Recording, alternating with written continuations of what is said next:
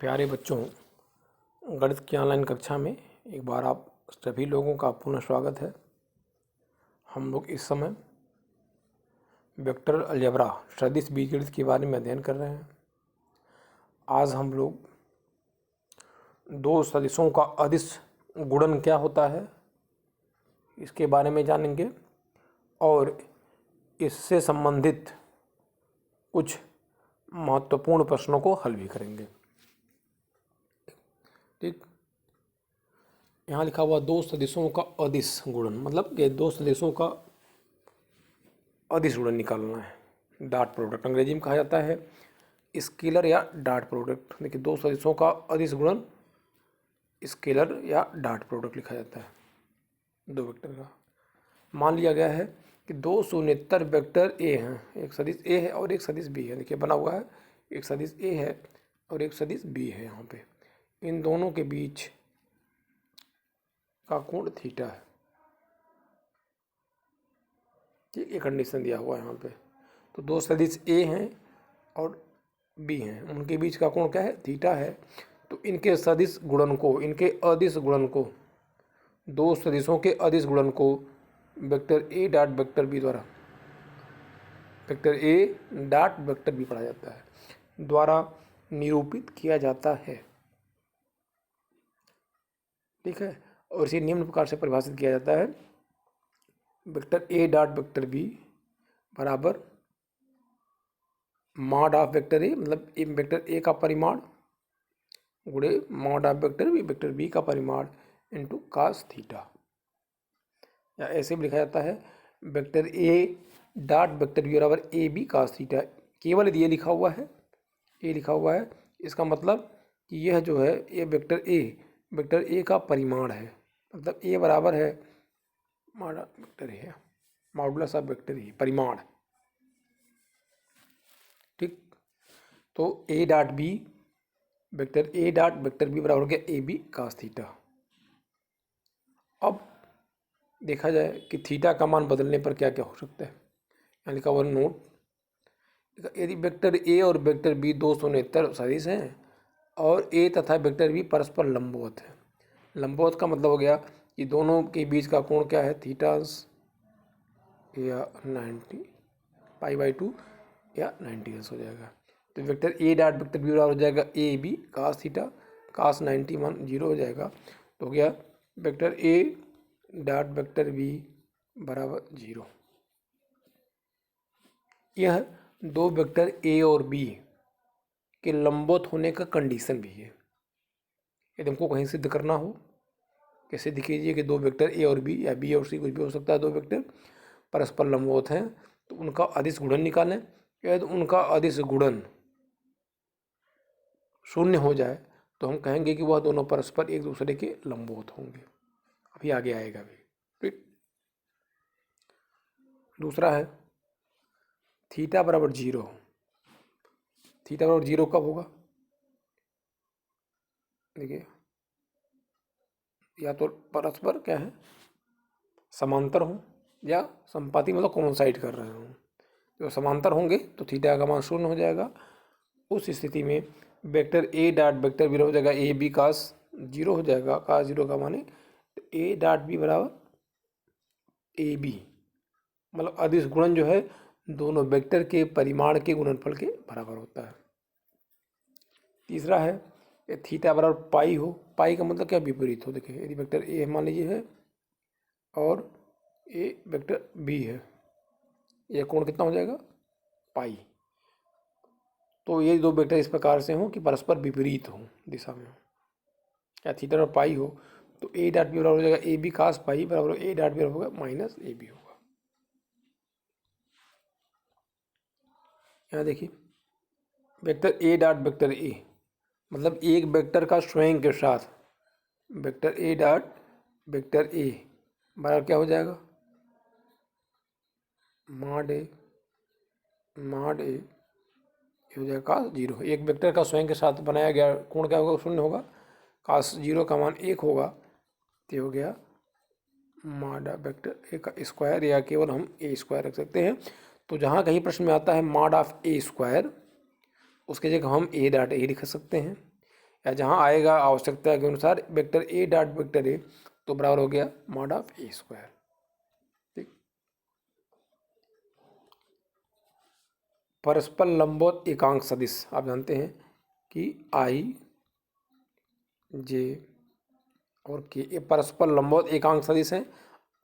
X अक्ष के सदिश एकांक सदिश आई होता है, वाई अक्ष के सदिश एकांक सदिश जे होता है, और जेड एक्सिस के सदिश एकांक से के होता है आई डॉट। ठीक, तो परस्पर लंबवत एकांक सदिशों आई जे के लिए देखिए I dot I mod of I बराबर का 0 हो जाएगा। एकांक सदिश का मान कितना, मतलब क्या होता है कि ऐसा सदिश जिसका परिमाण क्या हो, 1 के बराबर हो, तो हो जाएगा 1 × 1 और का 0 का मान 1, मतलब आई डॉट आई बराबर 1। इसी प्रकार जे डॉट जे बराबर क्या हो जाएगा, 1 हो जाएगा, और के डॉट के भी 1 हो जाएगा। ठीक है, तो ये लिखा हुआ है आई डॉट आई 1 आई डॉट। ठीक, और चूंकि ऐसे है, मान लीजिए एक्स एक्सिस है, इसको हम वाई एक्सिस ले लें, इसको हम जेड एक्सिस ले लें, तो एक्स आई इसके अनुदिश एकांक सदिश है, जे इसके अनुदिश एकांक सदिश है, और के इसके अनुदिश एकांक सदिश है, और आई एक्स और वाई परस्पर लंब है, वाई और जेड और परस्पर एक दूसरे के लंबवत हैं। इसका मतलब कि आई और जे के बीच का कोण कितना हो जाएगा, 90 अंश। ठीक, तो यदि हमें निकालें आई डॉट जे, तो ये बराबर हो जाएगा mod of I mod of J cos 90, cos 90 का मान 0 होता है, तो बराबर 0 होगा। इसका मतलब आई डॉट जे बराबर जे डॉट के बराबर के डॉट आई बराबर क्या हो जाएगा, 0 हो जाएगा। ठीक,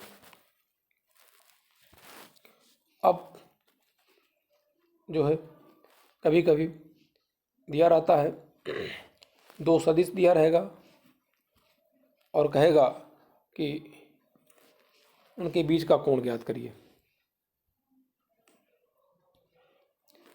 दो सदिश वेक्टर ए और वेक्टर बी के बीच का कोण ज्ञात करना रहेगा, तो हम जानते हैं फार्मूले से vector A dot vector B बराबर हो गया mod of vector A mod of vector B cos theta.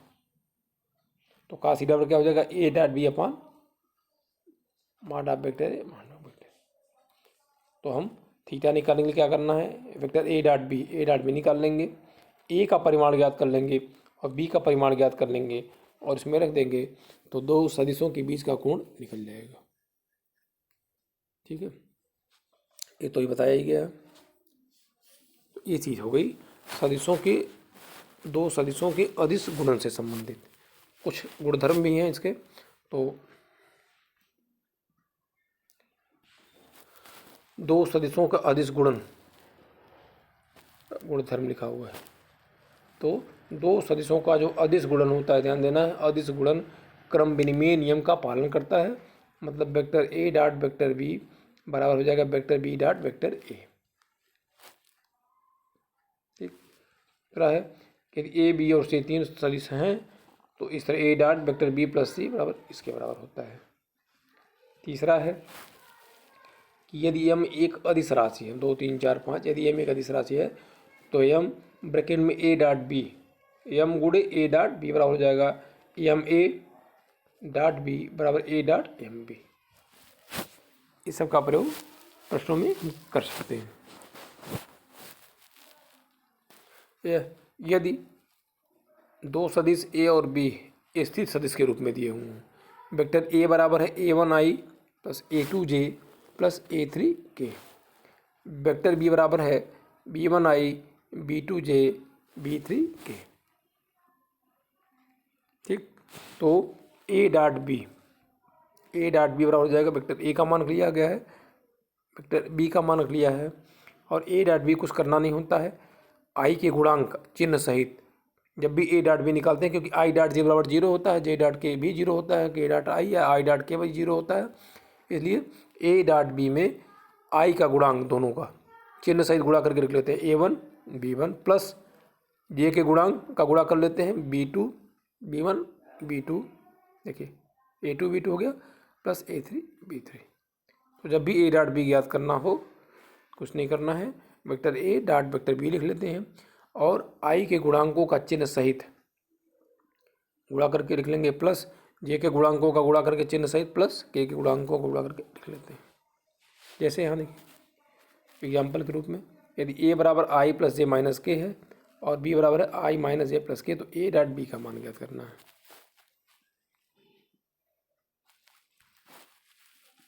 A dot B, तो ए का मान रख लिया गया और जे का मान। अब यहाँ आई का गुणांक क्या है, एक, कुछ नहीं एक है, यहाँ भी आई का गुणांक क्या है, एक, तो हो जाएगा एक गुणे एक, प्लस जे का गुणांक कितना है, एक, और यहाँ माइनस एक, तो आई गुणे माइनस एक हो गया। यहाँ के का गुणांक माइनस एक है, यहाँ एक है, हल करेंगे तो आ जाएगा vector A dot vector B हो गया -1, ये चीज हो गया। ठीक,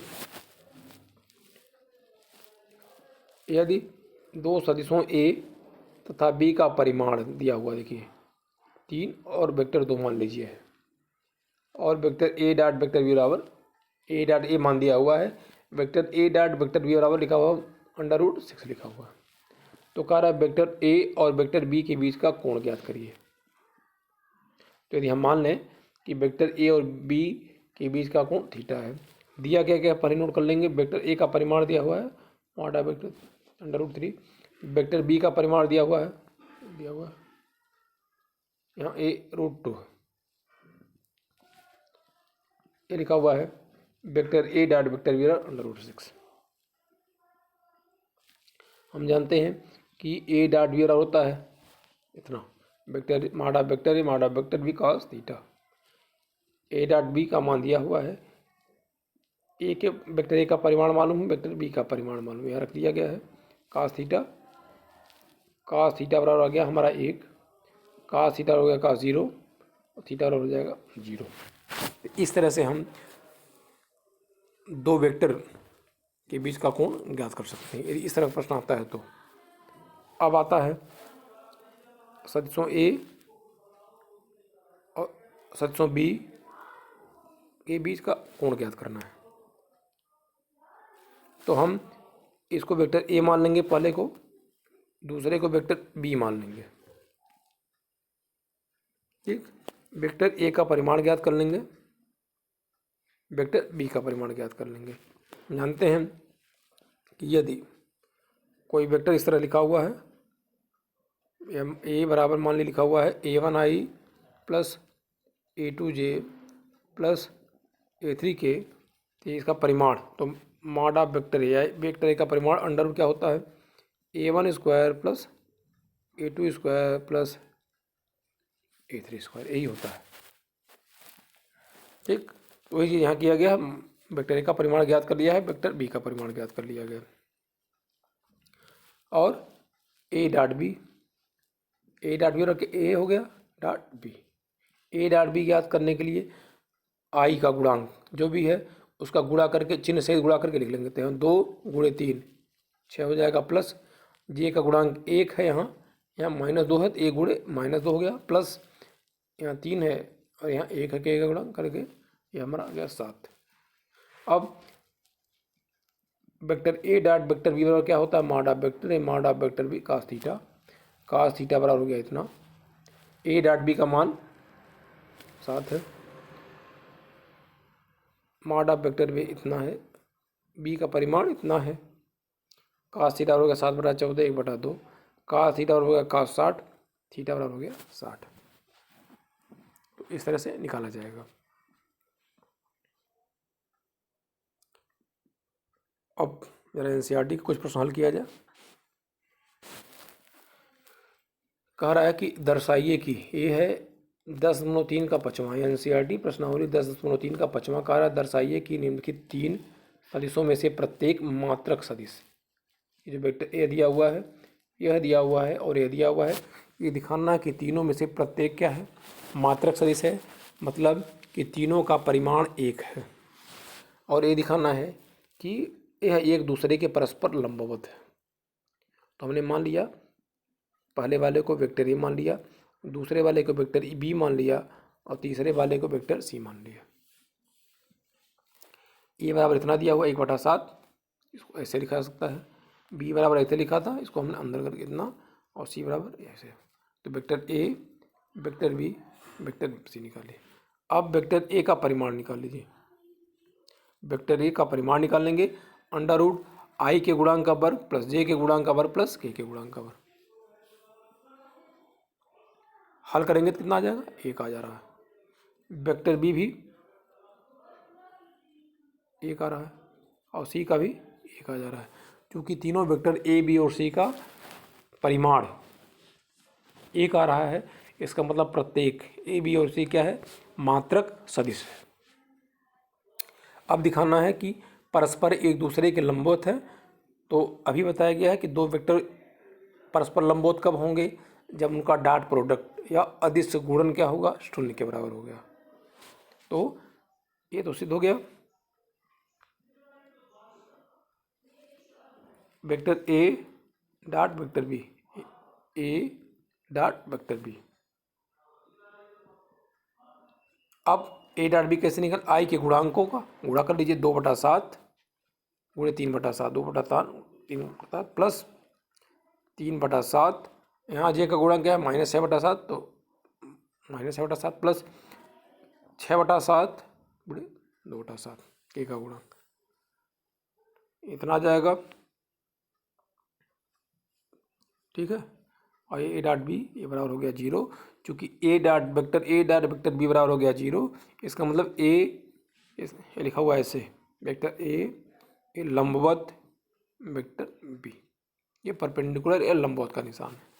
इसी तरह से हम निकालेंगे, यदि हम vector B dot vector C निकालें वो भी 0 होगा, और ए डॉट सी भी vector A dot vector C भी निकालें तो 0 होगा। इसका मतलब कि वेक्टर ए बी और सी परस्पर एक दूसरे के लंबवत भी हैं और तथा मात्रक सदिश भी हैं। याद देखिए 10.5 का 6वां प्रश्न है।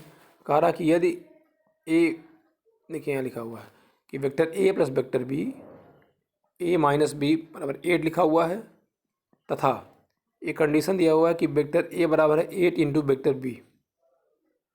तो हम वेक्टर ए और वेक्टर बी का मान ज्ञात करना है।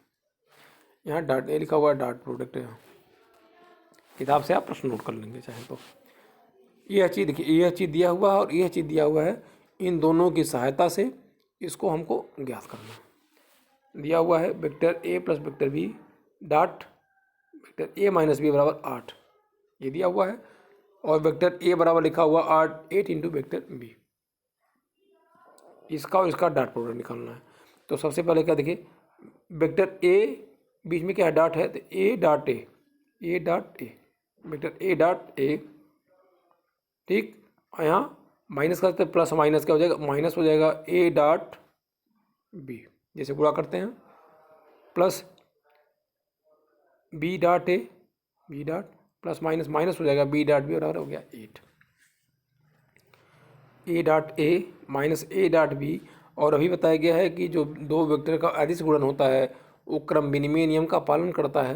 मतलब ए डॉट बी बराबर हो गया बी डॉट ए, तो बी डॉट ए की जगह A dot B minus B dot B बराबर हो गया 8, ए कैंसिल हो गया। और ये भी बताया गया था वेक्टर ए डॉट वेक्टर ए क्या हो जाएगा, माड ऑफ वेक्टर का स्क्वायर माइनस माड ऑफ वेक्टर बी का स्क्वायर हो गया 8। देखिए यहाँ फार्मूला लिखा हुआ है, वेक्टर ए बराबर कितना लिखा हुआ है, 8 इंटू माड ऑफ वेक्टर बी, 8 माड ऑफ वेक्टर बी का स्क्वायर हो गया, बी स्क्वायर 8 हो गया, 8 9 64 हो गया, हो गया 63, माड ऑफ बी स्क्वायर 8 हो गया। तो वेक्टर बी माड ऑफ वेक्टर बी का स्क्वायर हो गया 8/63, बी हो गया 8 ये हो गया, मतलब ए हल करने पे आ रहा है। तो बी वेक्टर बी का मान निकल गया, और वेक्टर ए बराबर दिया हुआ है 8 into mod of vector B, 8 का गुणा कर देंगे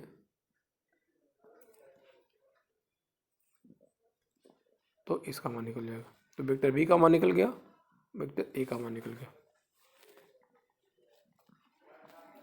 यह प्रश्न दिया है, अक्सर आता है, काफ़ी इंपॉर्टेंट है। ये 13वां प्रश्न है। कह रहा है कि यदि वेक्टर ए वेक्टर बी तथा वेक्टर सी मात्रक सदिश हैं। मात्रक सदिश का मतलब इनका परिमाण ए के बराबर है, तथा यह कंडीशन दिया हुआ है vector A plus vector B plus vector C बराबर लिखा हुआ है 0। ए बी सी वेक्टर मात्रक सदिश हैं और एक कंडीशन दिया हुआ है, तो इसका मान ज्ञात करना। चूंकि vector A vector B vector C क्या है, मात्रक सदिश हैं, इसका मतलब क्या होगा कि तीनों का परिमाण क्या होगा, 1 के बराबर होगा।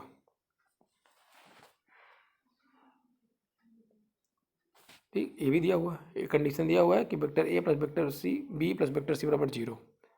तो हम दोनों पक्षों का डॉट प्रोडक्ट लें, दोनों पक्षों, तो vector A plus vector B plus vector C dot vector A plus vector B plus vector C, और 0 गुणे 0 क्या हो जाएगा, 0 ही होगा, यहाँ 0 लिख दिया गया है। ठीक, अब इस वेक्टर का इस वेक्टर के साथ अदिश गुणन ज्ञात करना हो, तो क्या हो जाएगा, यहाँ पहला क्या है, वेक्टर ए डॉट, यहाँ बीच में डॉट है, इतना हो जाएगा, प्लस वेक्टर बी डॉट इतना हो जाएगा, प्लस सी हो गया, वेक्टर सी डॉट इतना बराबर हो गया 0। अब ब्रैकेट हटा देंगे, जब ब्रैकेट हटाएंगे तो हो जाएगा vector A dot vector A dot vector B A dot vector C, vector A dot vector A dot B A dot C. इसी तरह से यहाँ जब ब्रैकेट हटाएंगे और डॉट प्रोडक्ट लेंगे तो हो जाएगा B dot A plus B dot B plus B dot C, plus यहाँ ब्रैकेट हटा के डॉट प्रोडक्ट लेंगे तो हो जाएगा C dot A C dot B C dot C बराबर हो गया 0। ए डॉट ए बराबर क्या होता है, mod A square, A dot B हो गया ए डॉट सी की जगह पे, चूँकि दो वेक्टरों का अदिश गुणन क्रम विनिमय नियम का पालन करता है, इसलिए ए डॉट सी बराबर हो जाएगा सी डॉट ए, क्योंकि यहाँ लिखा हुआ है सी डॉट ए लिखा हुआ है, तो उसी का मान ज्ञात करते ए डॉट सी के जब हो गया सी डॉट ए।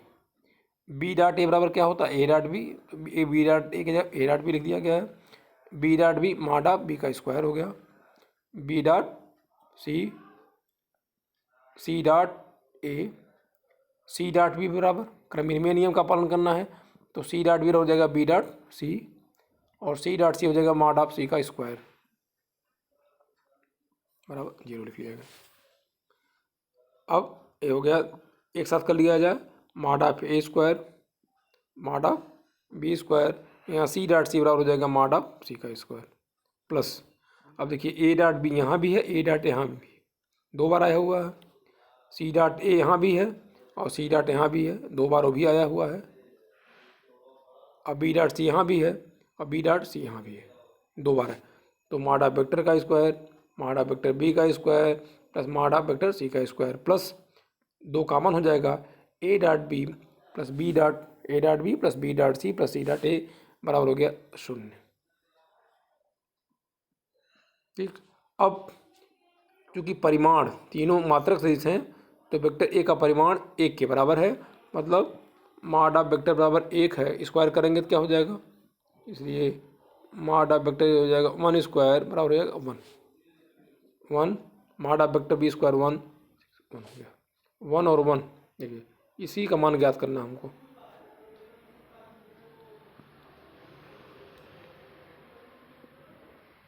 इसी का मान ज्ञात करना है, तो इसको बाएं तरफ रख लेंगे 2 vector A dot B plus vector B dot C plus vector C, यहाँ +3 है तो इधर आ जाएगा -3 हो जाएगा, इसलिए vector A dot vector B plus vector B dot vector C plus vector C dot vector होगा -3/2।